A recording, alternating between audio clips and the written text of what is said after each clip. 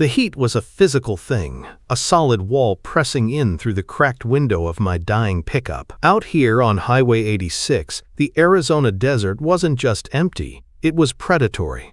Every saguaro cactus looked like a skeletal man with his arms raised in surrender, and the shimmering asphalt ahead could have been a river or a mirage. It didn't matter. I had less than a quarter tank of gas, and a whole lot of rear-view mirror paranoia. My hands were slick with sweat on the steering wheel, my knuckles white. Every few minutes, my eyes would flick to the mirror, half expecting to see the glint of Silas's black muscle car cresting the last hill. The man was a ghost in my head, a promise of violence I'd been running from for 3 days straight. The memory of what I took from him, not just the money, but the ledger, was a hot stone in my gut. My only hope was a greasy, crumpled-up ad I'd torn from a gas station bulletin board. Cook wanted. Coyote's Diner, HWY 86. Cash daily, no questions. It felt like a prayer written on a napkin. That's when I saw it. The sign was supposed to be a howling coyote, but half the neon was shot, so it looked more like a sick dog coughing up blood. Below it, in flickering red letters, were the words, Coyote's Diner. The place looked as broken as I felt. The paint was peeling in sun-bleached strips. The windows were filmed with a decade of dust, and the whole structure leaned just enough to make you feel uneasy.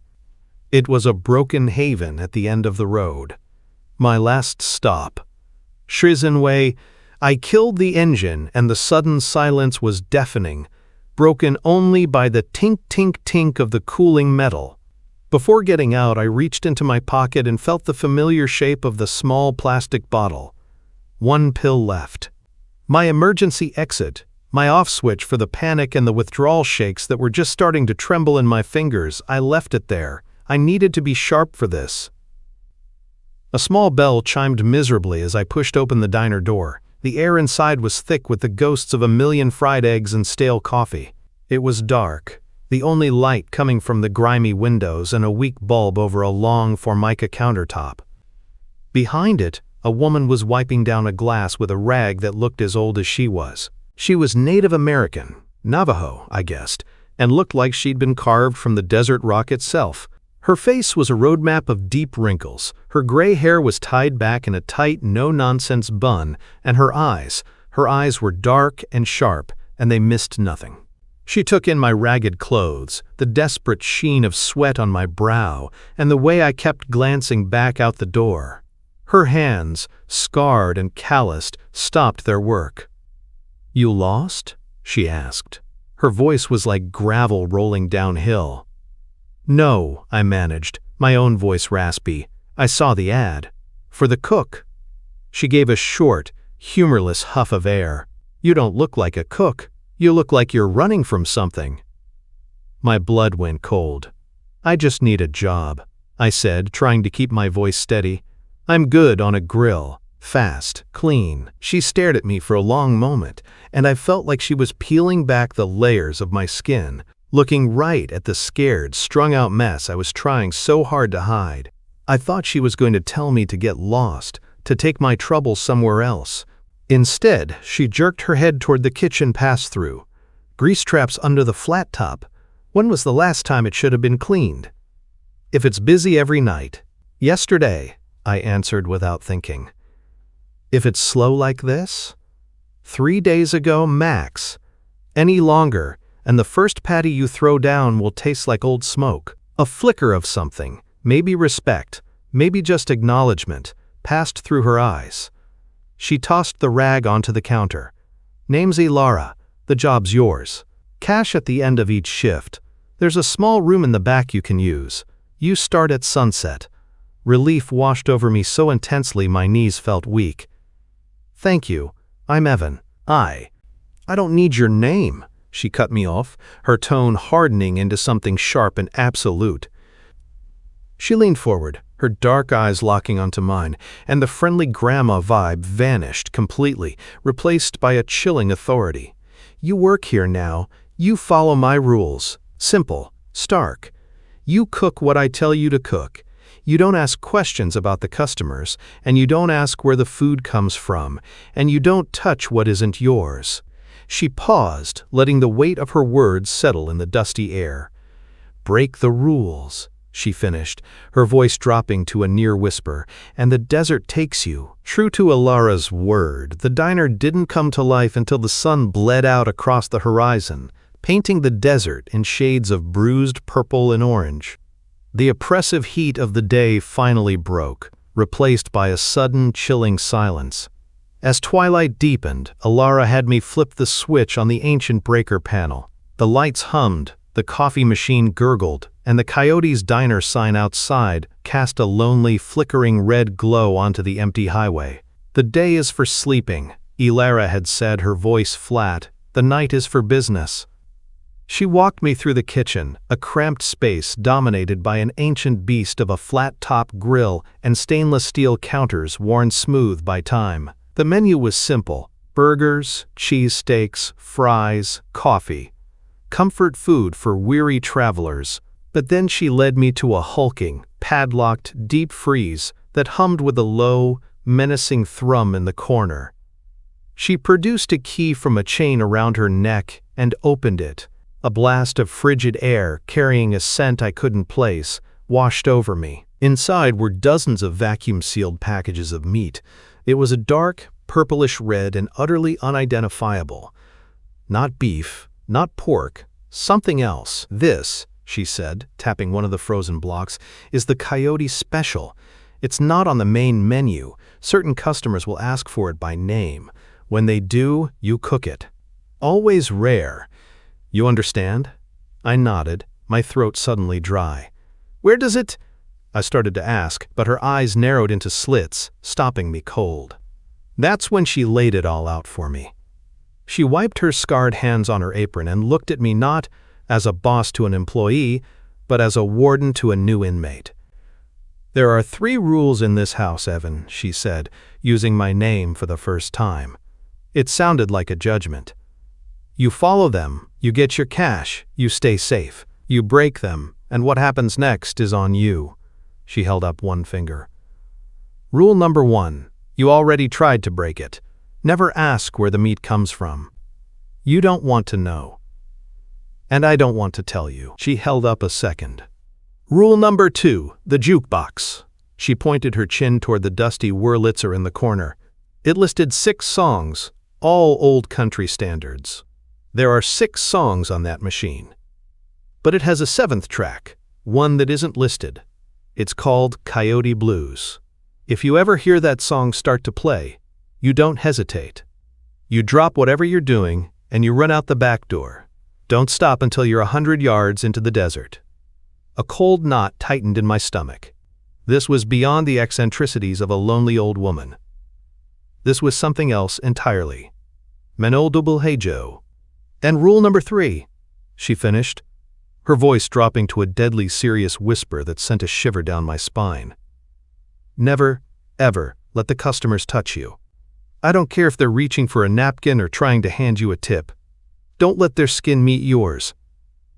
The bell on the front door chimed, making me jump. The first customer of the night had arrived. He was a tall, gaunt man in a dusty, oversized suit. His skin was stretched tight over his cheekbones, and his eyes were lost in shadow beneath the brim of a fedora. As he took a seat at the counter, he smiled faintly, and my blood ran cold. His teeth were all wrong. They were unnaturally long and sharp, like filed slivers of bone. "The Coyote Special," he rasped, his voice thin and dry like rustling leaves. "Rare." Elara just nodded at me. My hands trembled as I retrieved one of the vacuum-sealed packages from the freezer. I sliced it open and slapped the strange, dark meat onto the hot grill. The hiss it made was normal, but the smell was not. It was gamey, rich, and deeply unsettling. As it cooked, I could have sworn I saw it pulse. Not just sizzling from the heat, but a faint rhythmic twitch, as if some residual life was still trapped within the muscle. My eyes darted around the kitchen, looking for anything to distract me from the twitching slab of meat. I reached for the salt shaker on a high shelf, and my clumsy, shaking hand knocked over an old, rusted tin of what I assumed was paprika. It clattered to the floor, and something that had been tucked behind it fluttered down. It was a faded Polaroid picture. I picked it up. The photo showed a young man, probably not much older than me, his face a mask of pure terror. He was in this very kitchen, right in front of the freezer. Two figures, indistinct and wrapped in shadow, were dragging him toward the open freezer door. You couldn't see their faces, but you could see their hands, long, dark, and claw-like, gripping his arms. I flipped the photo over. Scrawled on the back in shaky handwriting was a single word: sorry. A wave of nausea and fear crashed over me. I slapped the meat onto a plate, my hands slick with a cold sweat. As I slid it onto the counter in front of the gaunt man, our eyes met. He smiled that terrible, sharp-toothed smile again, a look of hungry, ancient knowing in his dark eyes. He knew. He knew that I had just seen the warning. And he knew I was too trapped to run. After Mr. Corvus left, sliding a coin across the counter that felt unnaturally cold when I picked it up, a few more customers trickled in. They came in ones and twos, silent and watchful. A woman whose smile was too wide for her face. A burly man who moved with a silent, predatory grace that didn't fit his frame. They didn't talk to each other. They didn't read the folded, grease-stained menus I'd placed on the tables. They just sat, their dark eyes following my every move in the kitchen. The low murmur of the humming freezer was the only real sound, a constant, chilling undercurrent to the silence. I tried to focus on the work, on the rhythmic slap of patties and the sizzle of onions, but the image of that Polaroid was burned onto the back of my eyelids. I felt like I was cooking on the edge of a cliff. Hejale. That's when the high-pitched, tinny ring of my burner phone cut through the quiet. My heart seized in my chest. No one had this number. No one. I fumbled it out of my pocket, my hands shaking so badly I almost dropped it. The screen showed an unknown number. With a deep, shuddering breath, I answered. "You can't hide in a hole in the ground, Evan," a voice said. It was smooth, calm, and more terrifying than any scream. Silas. I can practically smell the desperation coming through the phone. "Did you think I wouldn't find you?" "How?" I whispered, my back pressed against the greasy kitchen wall. He chuckled, a low, predatory sound. "It doesn't matter how. What matters is that ledger. What matters is my money. I'm a patient man, but my friends, they're getting restless. We're coming for you, Evan. It's just a matter of which rock we turn over first." The line went dead. Lo, I stared at the phone, my whole body trembling. He was closer than I thought. The walls of the diner, which had felt like a fortress a few hours ago, now felt like a coffin. Before I could even process the fear, the phone rang again. This time, I recognized the number. Carla. My ex-wife. "Evan? Oh my God, Evan!" She sobbed into the phone, her voice tight with panic. "Carla, what's wrong? Are you okay?" "They were here," she choked out. "Two men. They came to the house. They asked for you. They asked about your habits. Evan, they looked at Maya. They just stood in the doorway and looked at our little girl." The world tilted. Maya. My daughter. The one pure thing in my life I hadn't managed to completely destroy. The thought of Silas's thugs anywhere near her, their dead eyes landing on her innocent face, sent a surge of hot, protective rage through me. It was a feeling so strong it almost choked me. "Are they gone?" I demanded. "Yes, but they said they'd be back. What did you do, Evan? What did you do this time?" Her voice was a mixture of terror and the old familiar disappointment. "I'll fix it," I promised, the words tasting like ash in my mouth. "I'll get you money. You and Maya. You get a hotel. You go somewhere safe. I'll send you money." I hung up before she could ask me how. He didn't. My mind was racing. I needed cash, and I needed it now. I burst out of the kitchen and found Elara by the coffee machine. "I need an advance," I said, the words tumbling out. "My family, they're in trouble. I need to send them money." Elara finished pouring a cup of coffee and turned to me, her expression unreadable. "The money you earn in this place," she said, her voice low and even. It can't fix problems from the outside world. It belongs here. The things it buys, they're for what's inside these walls, not out there. I don't understand, I pleaded. It's just cash. No, she said, her gaze hardening. It's not. Defeated, I stumbled back into the kitchen, the weight of my helplessness crushing me. My eyes fell on the freezer. Driven by a morbid, desperate curiosity, I walked over and peered through the small, frost-rimmed glass window on its door. I could just make out one of the packages of the Coyote Special. I stared, holding my breath, focusing on the dark shape, and then I saw it. A slow, deliberate, undeniable squirm from within the plastic. It wasn't a twitch from settling ice. It was the contraction of a muscle. It was alive. A cold dread washed over me, deeper and more absolute than the fear of Silas. I looked out through the pass-through window at the silent customers. They were all watching me. Their gazes were no longer just curious. They were hungry.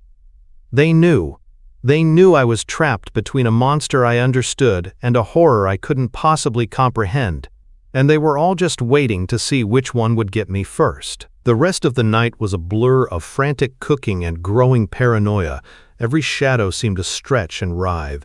Every creak of the old building sounded like a footfall. The customers, still silent, still watching, seemed to radiate a cold, patient hunger that permeated the very air. My hands still shook as I flipped burgers, but it wasn't just the lingering effects of withdrawal anymore. It was pure, unadulterated fear. During a rare lull after the last late-night trucker, a normal, blustering man whose presence felt like a jarring anomaly in this place, had left, the silence in the diner pressed in. The only sounds were the distant hum of the refrigerator and the low, incessant thrum from the padlocked freezer in the kitchen. My eyes drifted to the jukebox in the corner, a relic of a bygone era. 6 songs were listed, faded titles promising classic country tunes. My mind, frayed and desperate for an anchor, started to wander. Rule number 2, the jukebox. Coyote Blues. A non-existent 7th track. Why would a song that wasn't there be a rule? Was it a joke? A superstition? Or something else entirely? A strange compulsion pulled me towards it. It was like an itch I couldn't scratch, a whisper in the back of my mind urging me closer. I walked towards it, my footsteps echoing unnaturally loud on the worn linoleum. My hand lifted, hovering inches from the polished chrome buttons. A morbid curiosity tempting me to find out what would happen if I tried to select a non-existent track, to see if I could somehow conjure the Coyote Blues myself. Don't. Elara's voice, sharp and sudden, cut through the quiet. I flinched, my hand dropping as if burned. She was standing behind the counter, her dark eyes fixed on me, a rare flicker of genuine alarm in their depths. Some music, she said, her voice low and grave, calls things you don't want to meet. She didn't elaborate. She didn't need to. Her words hung in the air, heavy with unspoken threats. I swallowed hard, feeling the cold weight of her warning. I retreated to the relative safety of the kitchen, trying to shake off the lingering, unsettling pull of the jukebox. The hours crawled by. Dawn felt impossibly far away. I was half dozing on a stool, head resting on my arms on the counter, when it happened. Wanna happened. A static crackle. My head snapped up. It wasn't the kitchen fan, it wasn't the fridge, it was coming from the front of the diner. Goat-eye. The jukebox. Goat-eye. Goat-eye. It hadn't just hummed to life.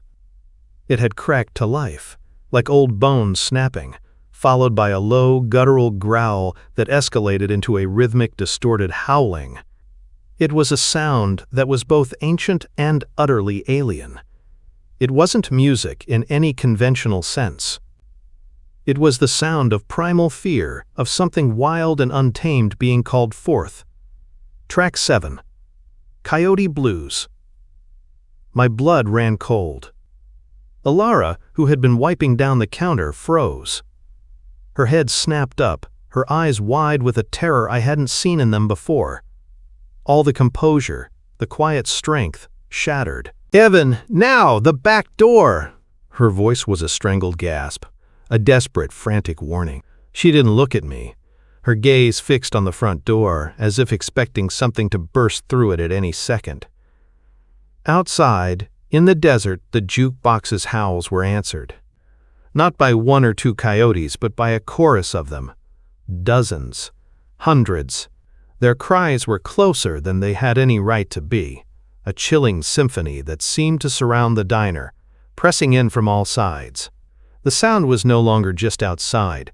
It was in the walls, under the floorboards, scratching at the very edges of my sanity. I didn't think. I scrambled, adrenaline coursing through me, a primal instinct to flee. I bolted for the kitchen's back door, the one Elara had pointed out as my escape route, fumbling for the latch. The howling from the jukebox intensified, morphing into something that sounded less like animals and more like a chorus of tormented, monstrous voices. Just as my fingers brushed the cold metal of the door handle, the front door of the diner burst open. Two hulking figures filled the frame, silhouetted against the still, dark desert night. They weren't creatures of the desert. They were human. All too human. Big, brutish men in ill-fitting suits. Silas's men. "There he is!" one of them bellowed, a thick, brutal voice. "Get him!" My heart hammered against my ribs. I was trapped. Cornered. The back door was inches away, but they were already in the room, cutting off my escape. I spun around, my back to the wall, nowhere to go. The two men advanced, their faces set in grim, determined lines. But then, as they took another step, a strange stillness fell over the diner. The howling from the jukebox swelled to a crescendo, vibrating through the floor.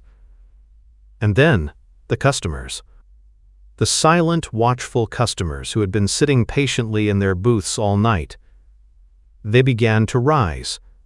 Slowly. Deliberately. Their faces still impassive, but their eyes glowed with an unnatural, hungry light. And the air suddenly was thick with a scent that was not of fried food or stale coffee, but of something wild, something ancient, something that had finally been called to the feast. The moment Silas's men stepped across the threshold, the diner lights died. Not flickered, not dimmed, but extinguished, plunged into an absolute suffocating blackness that seemed to suck the very air out of the room. It was instant, total, and terrifying. The only sound for a terrifying heartbeat was the continued, distorted howl of Coyote Blues from the unseen jukebox. Then came the screams. Chse, total ch, minteen, the sel ch. They were not the screams of men bracing for a fight. They were screams of pure, unadulterated horror, abruptly cut short. One, a guttural yelp that ended in a wet, choking gurgle. The other, a high-pitched shriek that was torn into oblivion. Interspersed with the dying cries were sounds that made my blood run cold. Wet, tearing sounds, like fabric ripping, but thicker, gorier, the crunch of bone. And then, satisfied, animalistic growls, low and throaty, reverberating through the darkness, moving impossibly fast from one end of the diner to the other. My heart was a frantic drum against my ribs. I scrambled backward, tripping over something unseen, hands flailing to find purchase on the greasy counter. My breath hitched in my throat.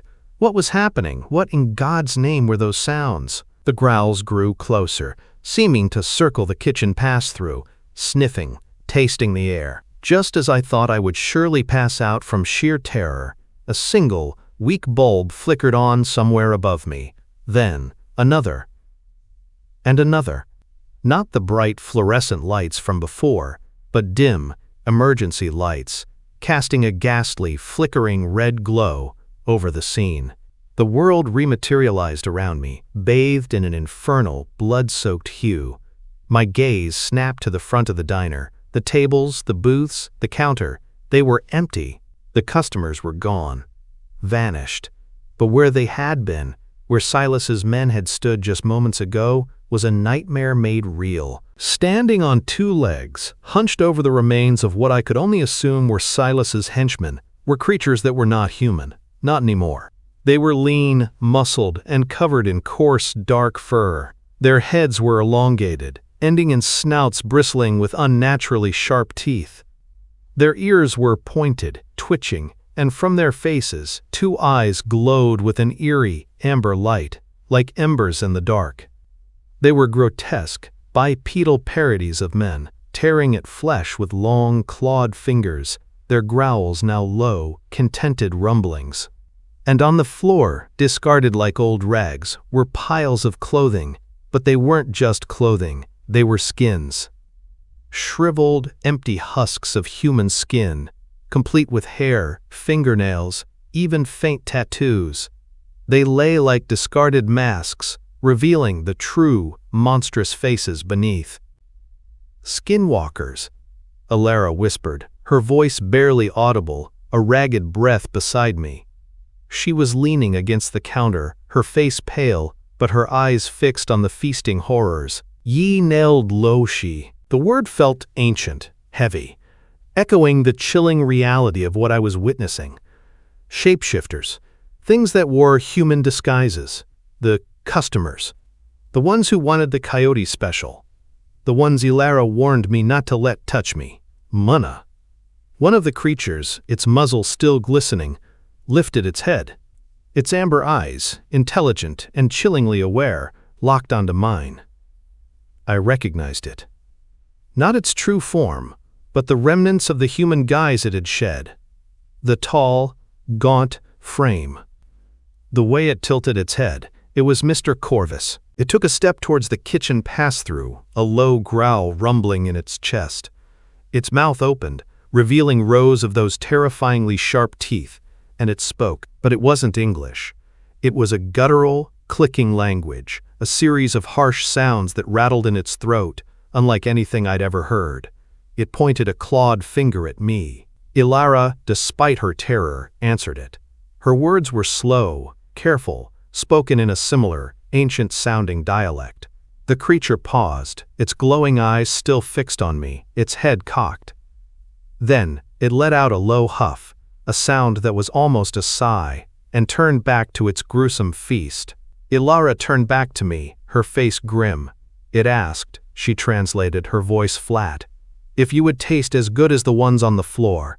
I told it, you belong to the diner now.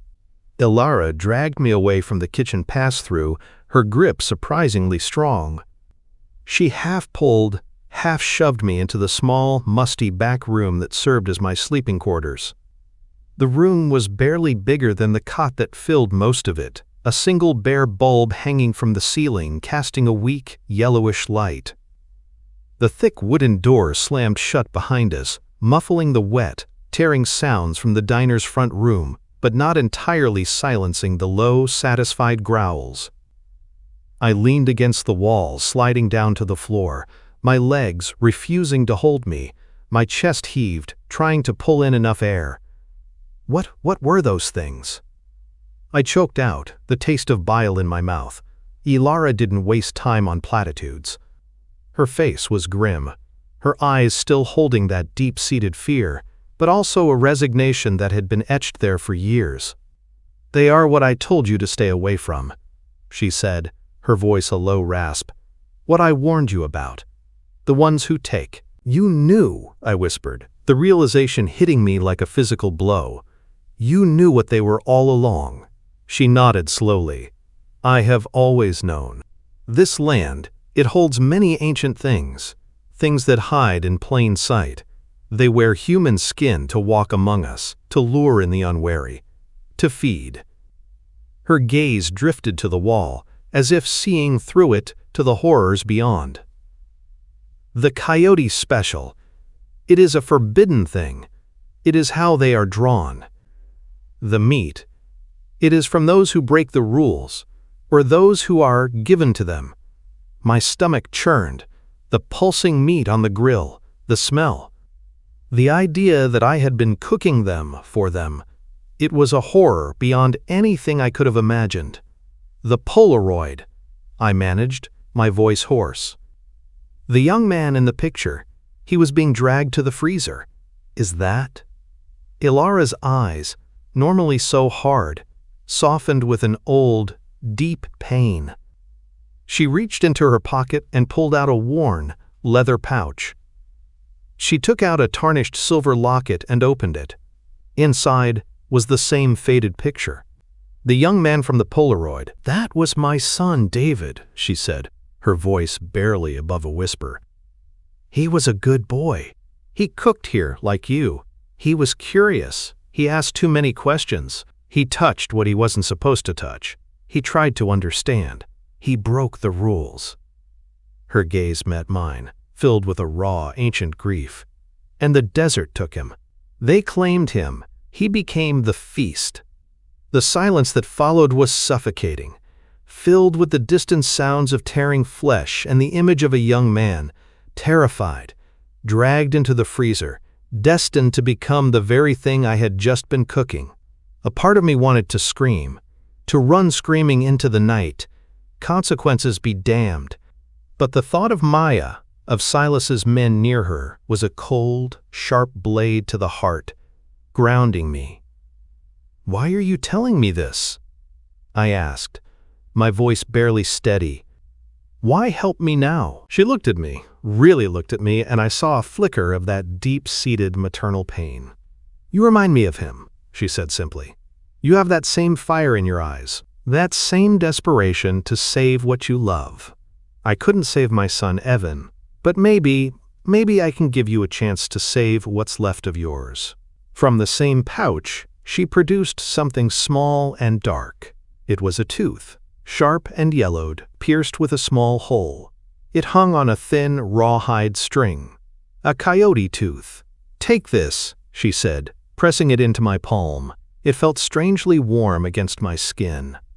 "As long as you carry it, those who hunt you, they will not see you. It will hide you from their eyes. It will give you a chance to run, to be unseen." A chance. To run from Silas, to hide from the skinwalkers, to disappear into the vast, unforgiving desert. It was tempting. So incredibly tempting. A life of perpetual hiding, but a life safe from the horrors outside. But then I saw Maya's face in my mind, her bright, innocent eyes, the way she laughed. Hiding meant abandoning her. Staying here, becoming another cog in Elara's gruesome ritual, was no answer either. I had to face Silas. I had to earn money. I had to fight for her. "No," I said, the word surprising even myself with its conviction. I held the tooth out to her. "I can't stay. I can't hide. I can't live like this. My daughter, she deserves better than a father who disappears into the shadows. I have to go back. I have to face him." Elara looked at the tooth in my outstretched hand, then back at my face. A slow, knowing nod. "A choice," she murmured. "Always a choice." She didn't take the tooth. Instead, she reached under her cot and pulled out a battered metal box. She opened it, revealing stacks of crisp bills. "A lot of money. Then take this," she said, pushing a thick wad into my hand. "And the keys on the hook by the door. The black pickup outside one of theirs." She gestured vaguely towards the front of the diner. 9. Just then a heavy thump shook the back door. A low growl, more distinct now, vibrated through the wood. Another thump. They knew I was here. They were curious. "Go," Elara urged, her voice urgent. "Now, before they decide they want to meet you up close." The thudding against the back room door grew louder, more insistent, as I fumbled with the keys Elara had given me. It wasn't just a thump now. It was a rhythmic, heavy ramming, accompanied by frustrated growls. I could hear splintering wood. They were coming for me. My hand closed around the cool metal of the door handle. "Go," Elara hissed, her face a mask of urgency. "Don't look back." I burst out into the cool desert night, the thick wad of cash clutched in one hand, the coyote tooth pulsing with a strange, faint warmth in my pocket. The black pickup, Silas's men's truck, sat just outside the diner, a dark silhouette against the pre-dawn sky. I yanked the door open, threw myself inside, and slammed it shut just as a final, thunderous crack echoed from the back room. A roar of frustration, more animal than human, told me they'd broken through. The engine roared to life with the first turn of the key, a brutal, satisfying sound. I jammed the truck into reverse, tires spitting gravel, and then slammed it into drive, peeling out onto Highway 86. I didn't look back at the flickering red sign of the Coyote's diner. I couldn't. The sounds of their rage, a chorus of guttural snarls and howls, faded in the rearview mirror as I accelerated into the vast, empty darkness. For a few miles, all I felt was the raw, primal urge to flee. The adrenaline was afire in my veins, but as the diner became nothing more than a faint red pinprick in the distance, the horror of what I'd seen, what I'd just barely escaped, began to set in. My hands tightened on the steering wheel, knuckles white. The image of those sharp teeth, those glowing amber eyes, the discarded skins, it was too much. It was tearing at the edges of my sanity. And beneath it all, the familiar, insidious tendrils of withdrawal began to coil in my gut. My muscles began to ache. My skin crawled. I drove until the black ribbon of highway seemed to stretch on forever, until the air felt too thin to breathe. I couldn't outrun it. Not the fear, not the rising panic, not the tremors starting in my fingers. I saw the last emergency pill, the one Elara knew about, still in my pocket. My escape, my numb oblivion. Walk. I swerved the truck onto the gravel shoulder, dust pluming behind me. The engine idled, a low, lonely rumble in the silence of the desert. I pulled out the small bottle, the single white pill gleaming in the faint moonlight. It promised peace, stillness, a merciful blankness. I needed it. I craved it with every fiber of my being. But then, Maya's face flashed in my mind. Her clear eyes, her small hand in mine. What kind of father would I be if I just numbed myself to everything, if I just hid? Every mine, with a guttural cry, a defiant roar against the encroaching darkness, I flung the pill bottle out the window. It spun through the air, catching the moonlight for a fleeting second before vanishing into the endless hungry desert. I would face it. All of it. The pain, the fear, the shaking.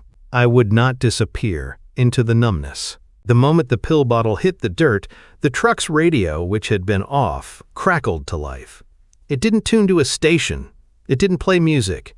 It played the Coyote Blues, the same distorted, rhythmic howling from the diner, but clearer now, seemingly coming from all around me. It filled the cab, vibrating through the seats, through my very bones. And then, a voice, deep and ancient, not in English, but somehow comprehensible in the primal part of my brain, spoke. "You carry our mark now." My blood ran cold. I slammed the radio off, but the phantom howls echoed in my ears. I gripped the steering wheel, trying to calm my ragged breathing. I thought it was over. Then, up ahead, in the middle of the empty highway, something stirred. A shape, large and dark. It was a coyote, but not like any I had ever seen. It was enormous, easily the size of a full-grown German shepherd, its fur bristling, its outline stark against the faint glow of the distant horizon. As I watched, frozen in place, it turned its head slowly. Its eyes, catching the faint reflection of my headlights, glowed with an amber light. Intelligent, human-like. It was watching me.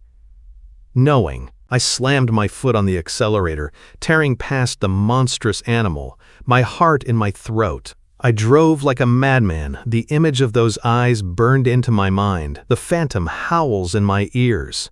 I had to reach civilization. I had to reach something normal. I didn't stop until I saw the first distant lights, then the first gas station, the first faded motel sign. Gallup, New Mexico. Not Tucson, but a start.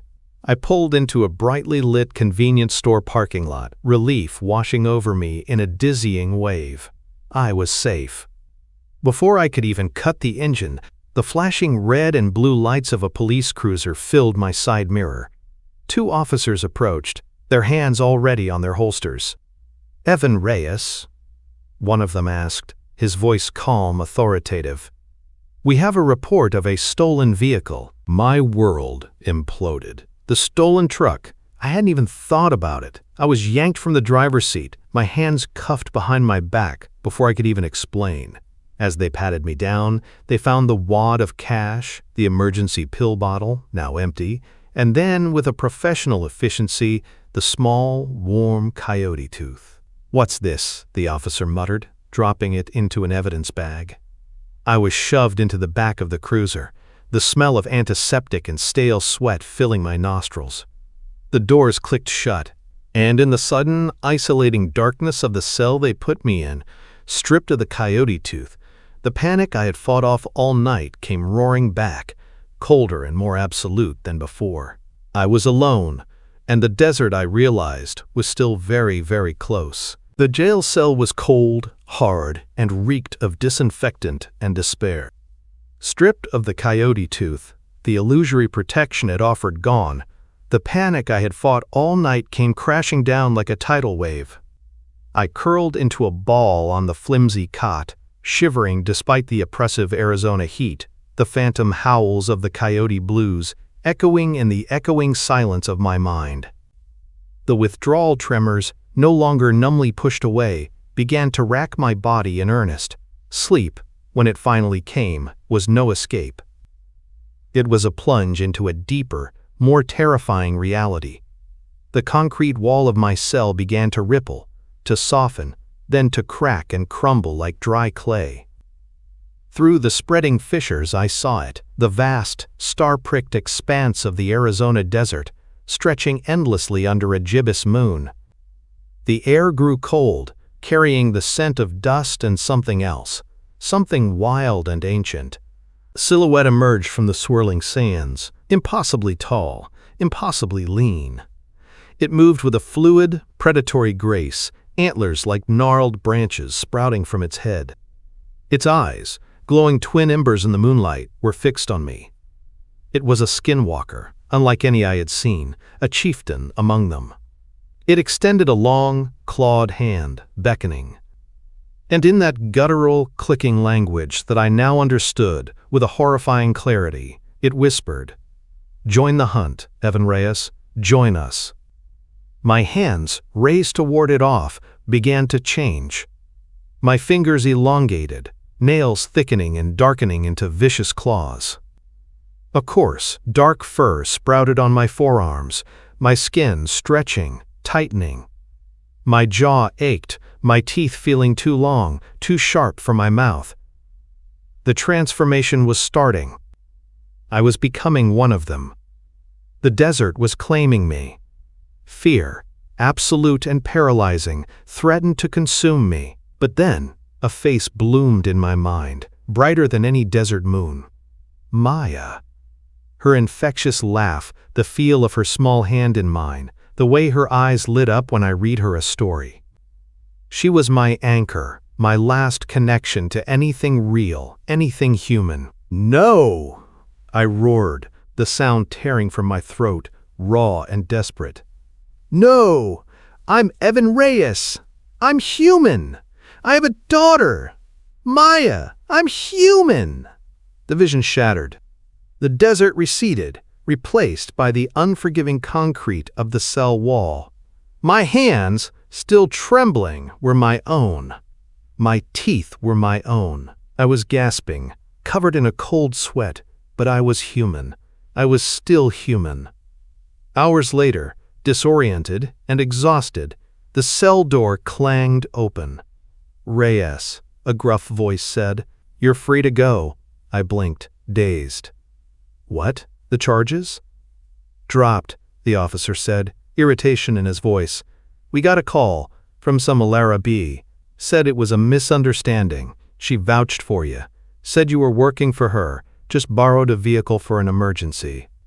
He handed me a plastic bag containing my meager possessions, including the wad of cash, now a bit lighter, probably for court fees, but not the coyote tooth. Just get out of Gallup. Don't cause any more trouble. I walked out of the police station into the merciless glare of the morning sun.